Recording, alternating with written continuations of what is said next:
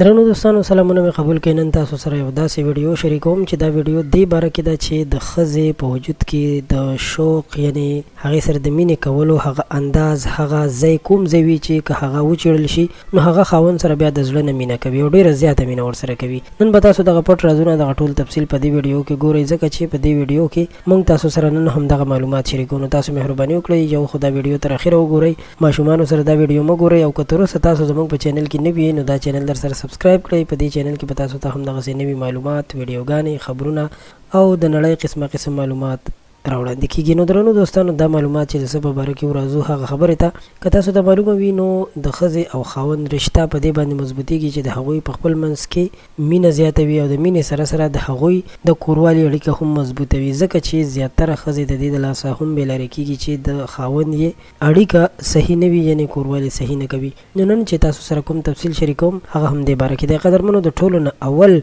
ډیره ضروري خبره هغه دا ده چې که یو ښځه او خاوند غواړي چې په خپل منځ کې ښه زندګي تېره کړي او ښه ژوند تېر کړي نو د هغوی دپاره ضروري د ټولو نه مینه ده. مینه ځکه ضروري ده چې کله ښځه او خاوند په خپل منځ کې مینه کوي نو د دوی جنسي رجحان هم زیاتیږي، د دوی دغه قوت هم زیاتیږي، ځکه چې کله چې انسان ډپریس وي نو په دغه دوران کې که دا د اړیکې دپاره کوشش هم کوي نو نشي کولی، ځکه چې د هغه په ذهن باندې بوج وي. خو کله چې د انسان په ذهن بوج نه وي، خوشحاله وي، خندا خوشحالي وي د هغه په ذهن کې، نو بیا هغه هر څه کولی شي. دغه خندا خوشحالي هله راځي چې دا کله خپلې ښځې سره مینه کوي او هغه هم ورسره مینه کوي. نو درنو دوستانو زما د خبرې مقصد دا و چې مینه هغه څیز دی چې په دې سره ستاسو او ستاسو د کور والو اړیکه مضبوطېدلی شي، ستاسو په خپل منځ کې مینه نوره هم زیاتېدلی شي. نو د دې دپاره په کار ده چې ستاسو په خپل منځ کې مینه وکړئ.